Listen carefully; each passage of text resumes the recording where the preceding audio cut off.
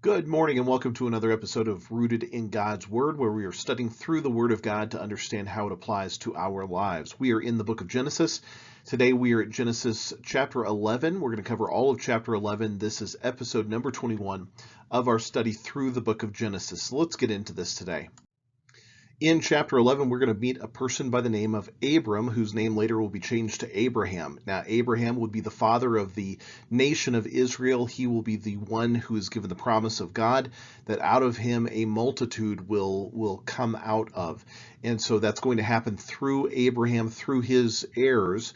And that's where the nation of Israel is really going to be created out of this relationship that God is going to have with Abram, whose, again, name will be changed later to Abraham.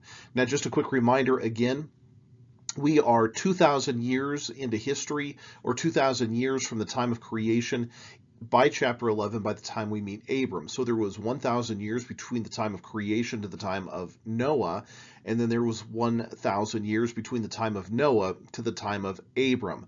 So in the first 11 chapters, really, through the first 11 chapters, we have 2,000 years of history taking place. We don't have a lot of information about what happened. There's a lot of speculation that we can look at. But we know that a lot happened because a lot of things happen in a 1,000-year period. We know a lot of people live, a lot of people die. We know a lot of societies are developed. We know a lot of changes will take place, that there's expansion around the world as a result of this. We know that during the time of, before the time of Noah, that the world looked very different than it did after the time of Noah, after the flood. So this, again, just to get that in your mind, there's 2,000 years of time in the first 12 chapters, completion of the first 11 chapters of the book of Genesis. So let's jump into this and just really remind ourselves. Now, last time when we looked at chapter 11 in the book of Genesis, or I'm sorry, chapter 10 in the book of Genesis, we saw that this table of nations was being given to us. There was the descendants of Noah, and they traced the genealogy of Noah, and we saw that they really dispersed. So chapter 11 may be happening in the middle somewhere of chapter 10, because chapter 11 is the story of the Tower of Babel. And so it may have happened somewhere in the middle of chapter 10 at some point, and they're just coming back and recapping this. But anyway, that is where we're at. We're at this famous story called the Tower of Babel, and it was really mankind after the flood and this Tower of Babel event. So let's read this and look at this together. It says, "Now the whole earth had one language and one speech." So you could imagine one language and one speech. You could go anywhere and communicate with anyone, no matter where they were around the nation, around the culture, around the countries, around the world. You could go anywhere and communicate with anyone. And it came to pass as they journeyed from the east, and that they found a plain in the land of Shinar. Now, where is the land of Shinar? That was also a term that was used to describe Babylon. There's a lot of um, there's there's a lot of connection between Israel and Babylon over the years, and there will be actually in the end times events. Israel, the people of God; Babylon, which is modern day Iran, that is the enemies of God. And so you have this constant conflict that is going on through the Bible between God's people and the enemies of God's people, which is really always represented by this idea of Babylon. And we'll see this many times again throughout the Bible, and we see it many times in the end times events as well. So multiple descendants came out of the ark. They came out of the people that came out of the ark, and they all came together and they built one great city, and they built one great tower, and it was going to be in rebellion against God's command to spread out over the earth. Now, if you remember when they got out of the ark, chapter 9, verse 1, God told them, he said, "Be fruitful and multiply and fill the earth." Well, they didn't go out and fill the earth. They came together and built a great city, built this great tower, and really it was direct rebellion against what God had told them to do. So it says they had one speech. They journeyed to the east. They found a plain in modern day Iran. They lived there. Then they came together and they said to one another, "Come, let us make bricks and let's bake them thoroughly." So they had brick for stone, and then they had asphalt for mortar.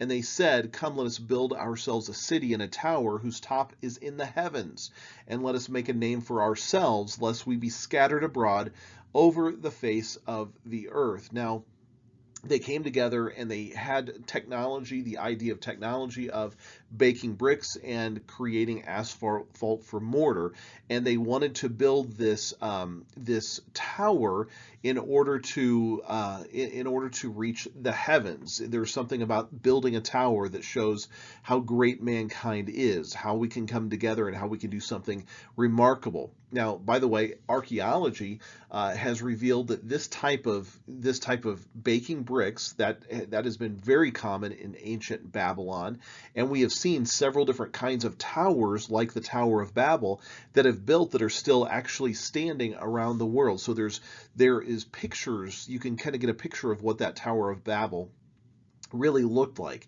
The heart and the materials that were relevant to the Tower of Babel was really, again, it was disobeying what God's direct command was to go out and fill the earth.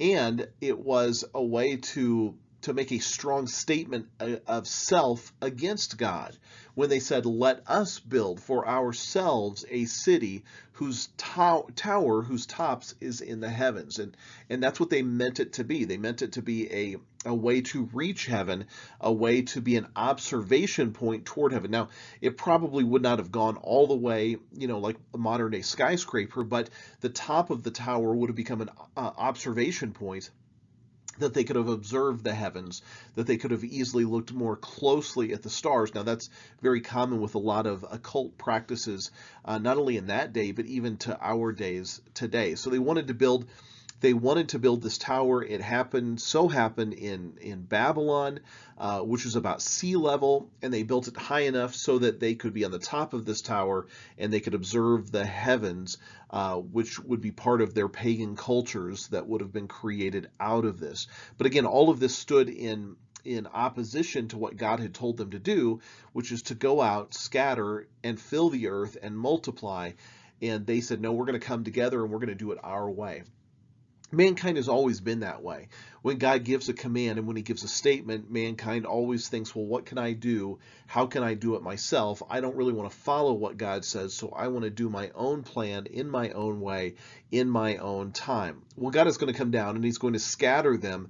If they wouldn't scatter and obey him through his command, then he is going to create a problem for them, so they have to naturally scatter. So God is going to accomplish his will in his way, even if they aren't agreeable and don't do it in an act of obedience toward him. But the Lord came down to see the city and the tower which the sons of man had built. And the Lord said, "Indeed, the people are one, and they all have one language, and this is what they begin to do. Now nothing that they propose to do will be withheld from them. Come, let us go down and there confuse their language, that they may not understand one another's speech." So the Lord scattered them abroad from there over the face of all the earth, and they ceased building the city. Therefore its name is called Babel, because there the Lord confused the language of all the earth, and from there the Lord scattered them abroad over the face of the earth. So what I want to do is I just want to point out a couple of words to you, or a couple of statements that it says. First of all, I want to point out this, but the Lord came down to see the city that the sons of man had built. And God said, "Indeed, the people are one, and they all have one language." So notice this, they're one and they have one language. Now, what is the result of them having one language? Well, the result is this: nothing that they propose to do will be withheld from them. So then God says, "Let us go down and there confuse their language, so that they may not understand one another's speech." So again, what was God's command? It was to go out, to fill the earth, to scatter abroad over the earth, to multiply.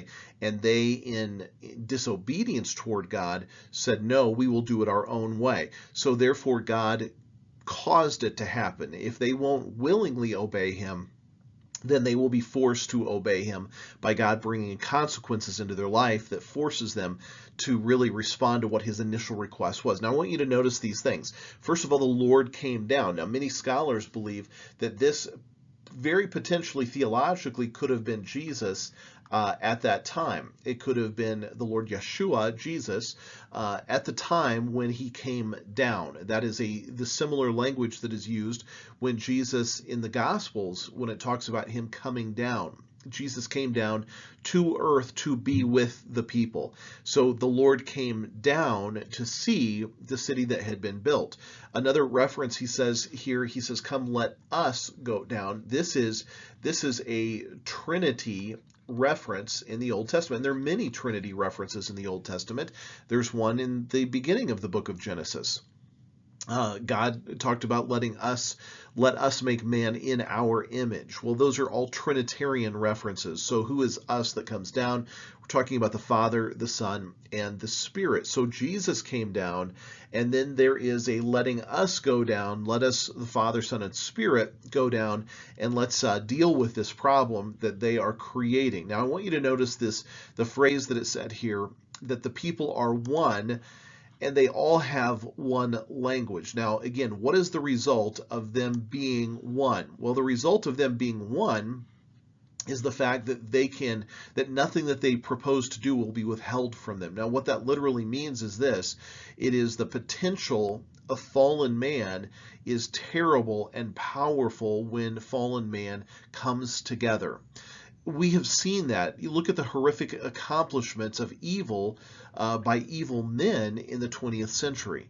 Look at what happened in World War II with the evil of Nazi Germany. You have one evil leader coming together with other evil leaders who have evil intent of heart, and you look at the horrific accomplishments through technology and through chaos and through war and destruction that they were able to accomplish. So mankind, when they come together, have the potential for great horrific accomplishments. That men, when they come together, the potential of fallen men is terrible and powerful. So God would do something to deal with this so that they could not come together until the end times, when technology will increase, when people will travel to and fro, when we will have technological advances and do something horrific in the end. But God in this time decided, I will scatter them. The forced separation of men from Babel was more God's mercy, by the way, than it was his judgment. God, in dividing man both linguistically and geographically, put a check on the power of fallen men, the power of the fallen nature. If they would have continued down this path, they could have wiped themselves out completely because of coming together in this way, because of the ways that they could advance. So God, in his mercy, divided them linguistically and geographically so that there would be less chaos, there would be less problems. So he created confusion. The Lord confused the language of all of the earth, and now because they can't communicate together, they can't work together and accomplish the things that they need to accomplish. Now, this is a fascinating thing to me because languages are interesting to me. The division of languages is a really fascinating subject, and there are modern linguists and they look into these languages and they can see the connection that language was not just an evolutionary process, that language has a root from somewhere. Language is not the product of man just putting sounds together himself. Language is the product of something deeper within. So God gave language, and then God divided language. There's a root connection in most languages, though. You can trace languages back geographically into certain regions of the world. There are many languages that are very well connected. English, for example, is connected to a lot of Latin. It's connected to German. It's connected to Spanish. It's connected to French. You see a lot of connections in the ways that languages developed and went out. You see a lot of the Oriental languages, and there's a lot of connection between the Oriental languages. And so God created those divisions in order to show mercy to the world so that mankind could not work together and do what was completely evil. And God knew that this was the problem. When they are one and they have one language, then they can do all kinds of chaos. They can do all kinds of horrific things if we let them, because of their fallen nature. So we have to step in and intervene, and that's where he scattered them mercifully in order for them not to be able to work together. And so the families that were in Babel, who were living together, who were one, who were building this great tower, who were working together, then they had to be divided out, and they had to spread out across the world, and they had to live in crude places, and they had to develop their own cultures, and they had to develop their own ways of farming and techniques. And it was the way that God used to control what was going on in this time. Now, this Babel, this idea of Babel, that's where we get that's that confusion when we talk about a baby, that they're babbling, or a person who's confused and they're just babbling. That is a reference to the fact that they're confused and they can't really communicate. Well, God did this out of mercy, and he did this to help the world be filled with population, and also to control the mass amount of chaos that could have come out of them actually working together. Now, for the rest of the chapter, we're just going to see some quick genealogy. I'm going to read through this pretty quick, not a lot of commentary that I want to give on this, but we're just going to see all the way the generations from that time, the Tower of Babel, all the way on to the birth of Abram, where he was going to have the next significant purpose in God's plan toward the coming together of God's people. Again, this is 2,000 years from the time of creation. So again, keep that number, that idea wrapped in your brain. So let's keep going. So this is the genealogy of Shem. Shem was 100 years old and begot Arphaxad 2 years after the flood.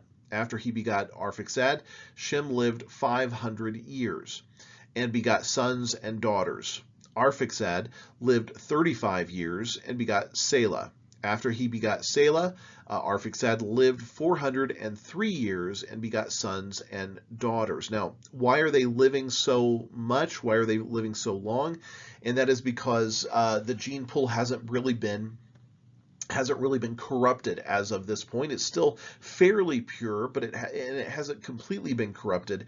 But those numbers are going to keep coming down very quickly in the lifespans of all of these people post-flood. And finally it says that he begot Eber. Selah lived 403 years, and he begot sons and daughters. Eber lived 34 years and begot Peleg. After he begot Peleg, Eber lived 430 years and begot sons and daughters. Peleg lived 30 years and begot Reu. After he begot Reu, Peleg lived 209 years and begot sons and daughters. Reu lived 32 years and begot Serug. After he begot Serug, Reu lived 207 years and begot sons and daughters. Serug lived 30 years and begot Nahor. After he begot Nahor, Serug lived 200 years and begot sons and daughters. Nahor lived 29 years and begot Terah. After he begot Terah, Nahor lived 119 years and begot sons and daughters. Now, we read through all of these names, and you may think, well, what in the world do all of these names have to do with anything? Well, this is a genealogical record of history that is very important, because the genealogy of Shem is eventually part of the Messianic line. It is followed in genealogical record in Luke chapter 3. So if you connect this with Luke chapter 3, you're going to see the line of Messiah. God is giving a specific timeline to say this is not just random. This is not just some revelation given to one person in secret. This is the history of mankind. This is the genealogy. These are the records of mankind. Now, all of this goes from Shem to Nahor, which is the grandfather of Abram, to Terah, which is the father of Abram. This is all according to Genesis chapter 3, verse 15, because the grandfather and the father of Abraham, that out of this line, the future deliverer would be coming out of the seed of the woman, and it would find its fulfillment through this family line, through this family tree. Genesis chapter 3, verse 15, and I will put, God says, enmity between you, Satan, and the woman, between your seed and her, capital S, seed. He shall bruise your head, and you shall bruise his heel. Satan will bruise his heel when Jesus goes to the cross, but Jesus will stomp on his head, on the head of Satan, and destroy Satan completely. And this all came out of this line, this family lineage. So God is tracing back for the people from the creation of itself, from Genesis chapter 1, the creation of Adam and Eve through all of the subsequent generations, and he will connect it all the way to the coming of Messiah. So it's interesting to watch how all of these families are, how all of these genealogies are given, and God gives this for a specific purpose. It's not just random, made up. This is the actual family tree. And God says, this is the history, the family tree. Now we have chapter 11, verse 26. The family of Terah goes to Ur of the Chaldeans. Now you've heard of the term Ur before, because this is a place where Job is going to come out of. So let's look at this. Now Terah lived 70 years and begot Abram. So this is the father of Abram. He also begot Nahor and Haran, the brothers of Abram. This is the genealogy of Terah. Terah begot Abram, Nahor, and Haran. Haran begot Lot. So he was the nephew of Abram. Remember that story. We'll see that story. He's the nephew of Abram. And Haran died before his father Terah in his native land in Ur of the Chaldeans. So this is the first mention again of Abram. Abram now comes in the picture. Again, later Abram's name would be changed to Abraham. By the way, Abraham is mentioned 312 times in the Bible. He is arguably the most famous person in the Old Testament, and certainly one of the most influential men in all of history.